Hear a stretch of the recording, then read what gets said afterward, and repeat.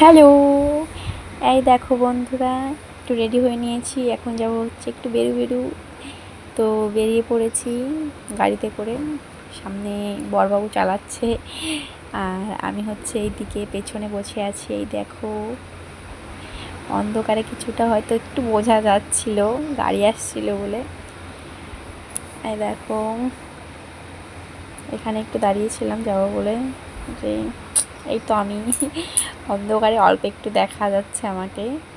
তারপরে আমাদের গন্তব্যস্থলে চলে এসেছি। এটা হচ্ছে আমাদের বেতাই গোসাই বাড়ি। এখানে রাধা অষ্টমী উপলক্ষে গান হচ্ছিল আর মেলাও বসেছিল, তো সেখানে গেছিলাম। তারপরে দেখো কত সুন্দর মন্দিরটা, অনেক লোক হয়েছিল অনেক। তারপরে এই দেখো, আমি আর আমার বর এখানে দাঁড়িয়ে আছি। নেক্সট আমরা গেছিলাম হচ্ছে সোনার বাংলা রেস্টুরেন্টে।